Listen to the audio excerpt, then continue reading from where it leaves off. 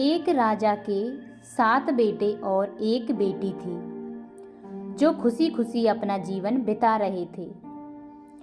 7 भाई बहनों में इकलौती छोटी बहन बहुत ही शांत स्वभाव, आज्ञाकारी एवं संस्कारी थी।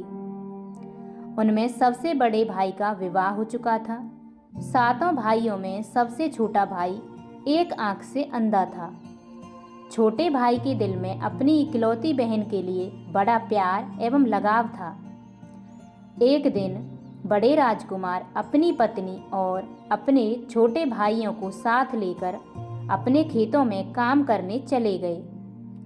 चूंकि उस जमाने में खेती बाड़ी आपसी सहयोग से हुआ करते थे, सभी लोग खेतों में काम करने जाने से पहले अपनी छोटी बहन को खाना बनाने का आदेश देकर घर से निकलते हैं। 7 राजकुमार की बहन अकेले घर पर खुशी खुशी सबके लिए खाना बनाने के लिए जंगल से सरौटी साग को तोड़कर लाती है और बड़े प्यार से सरौटी साग की सब्जी बनाने से पहले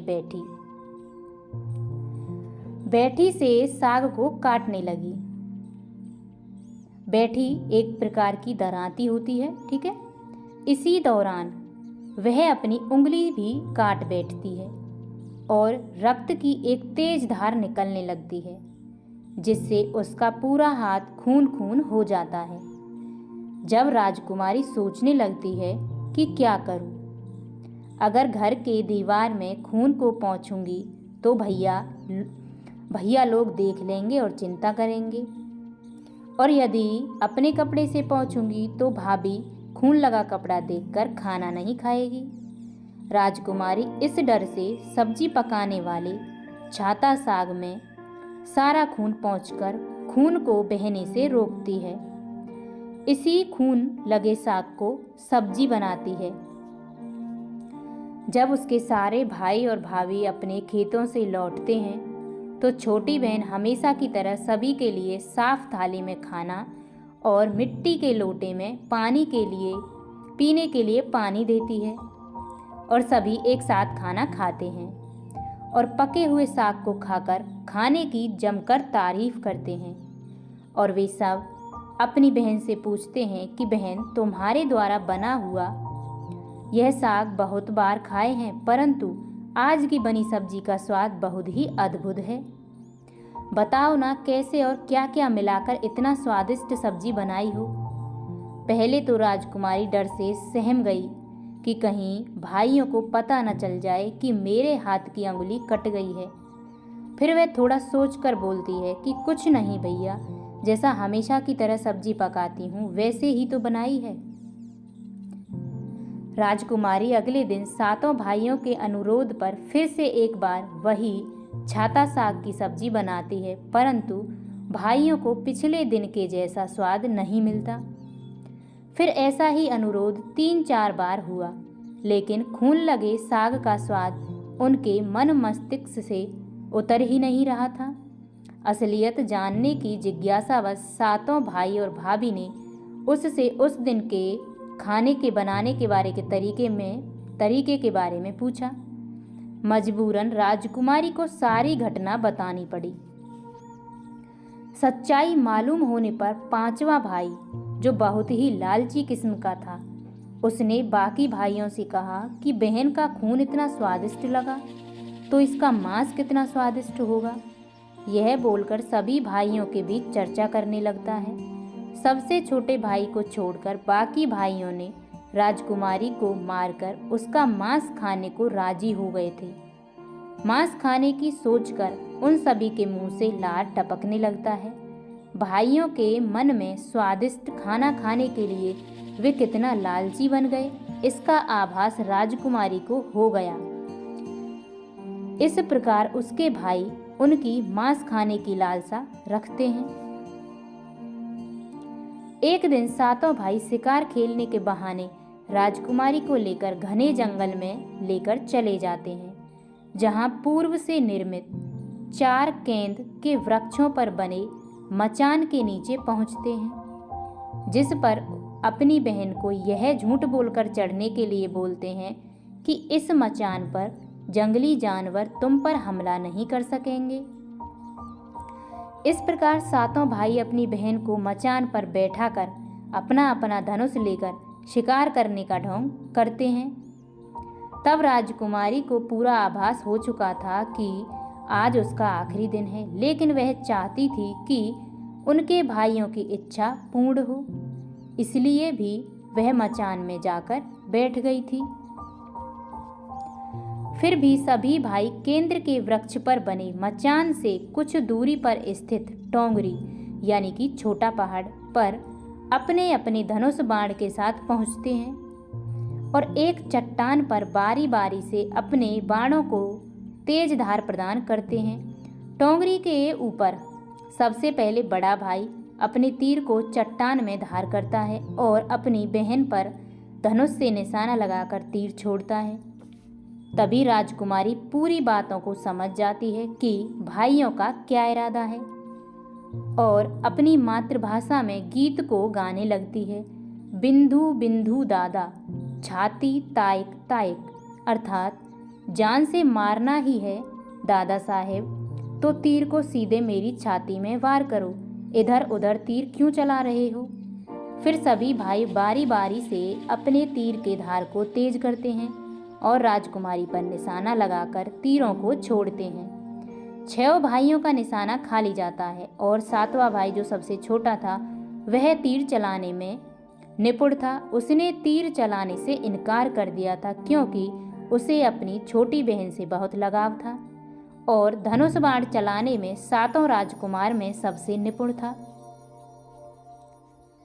राजकुमारी जानती थी कि उनके 7 भाइयों में सबसे छोटा भाई बाकियों की तरह लालची नहीं है।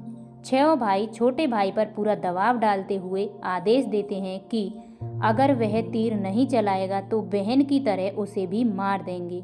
फिर छोटा राजकुमार उदास मन के साथ तीर को थोड़ा ही धार कर दूसरी दिशा में तीर को छोड़ने की कोशिश करता है और तीर को सीधे से छोड़ता है। राजकुमारी हर बार की तरह इस बार भी वही गीत गाती है, बिंदु बिंदु दादा छाती तायक तायक। इतने में छोटे भाई का तीर सीधे राजकुमारी के सीने को भेद देता है और राजकुमारी की आत्मा शरीर से अलग हो जाती है और उसकी आत्मा उसी स्थान पर भटकने लगती है। तभी वह देखती है कि उसके शरीर का मांस खाने के लिए उसके भाई कैसे लालच करते हैं और सबसे छोटे राजकुमार को जबरदस्ती मार पीट कर उसके शरीर को काटने का आदेश देते हैं। बहन के मांस को पकाने के लिए बहुत सारी सूखी लकड़ी लाने के लिए छोटे राजकुमार को जंगल भेजा जाता है।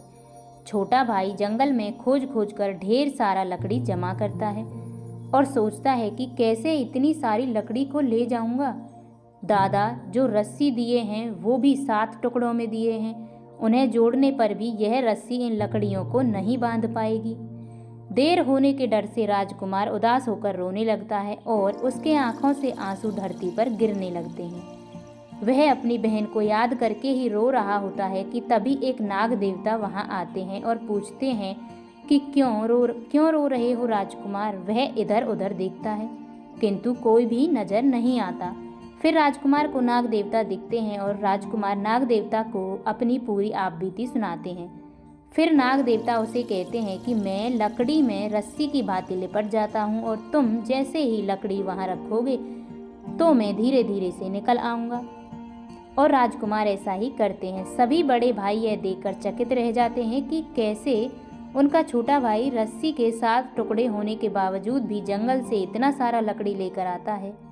तत्पश्चात वे लोग अपने छोटे भाई को पानी लाने के लिए एक घड़ा में 7 छेद कर भेज देते हैं। छोटा राजकुमार पानी लाने के लिए एक डांडी में जाता है और घड़े में पानी भरता है, परंतु उसमें छेद होने के कारण सारा पानी गिर जाता है और राजकुमार वहीं बैठकर सोच सोच कर रोने लगता है कि बिना पानी के वापस जाऊंगा तो बड़े भैया लोग मारेंगे पीटेंगे।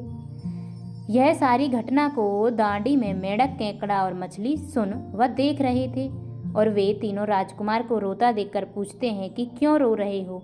फिर राजकुमार उन्हें अपनी आप बीती को विस्तार से बतलाता है और कहता है कि मैं अपनी प्यारी बहन के शरीर का मांस कैसे खा सकता हूँ, नहीं खाऊंगा तो बड़े भैया लोग मारेंगे पीटेंगे। तब मेंढक कहता है कि तुम परेशान मत हो, हम सब मेंढक घड़े के छेद में चिपक जाते हैं।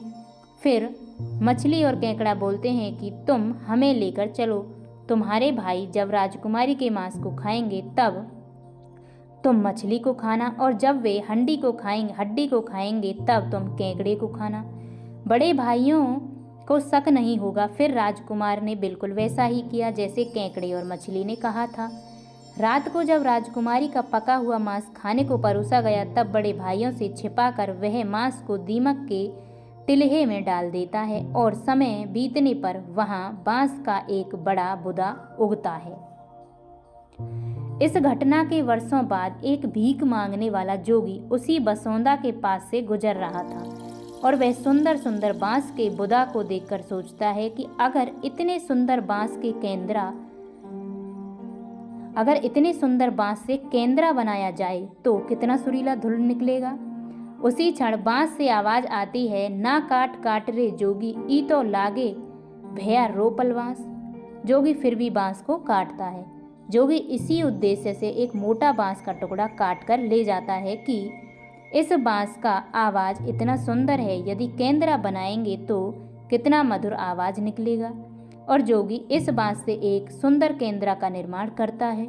इस केंद्रा से इतनी मधुर ध्वनि निकलती है कि जोगी जहाँ जहाँ भी इसे बजाता है, इसके ध्वनि से लोग मंत्रमुग्ध हो जाते हैं। एक दिन जोगी घूमते घूमते बड़े राजकुमार के घर पहुंचता है और अधिक धन के लालच में जोगी जोर जोर से केंद्रा बजाना शुरू करता है।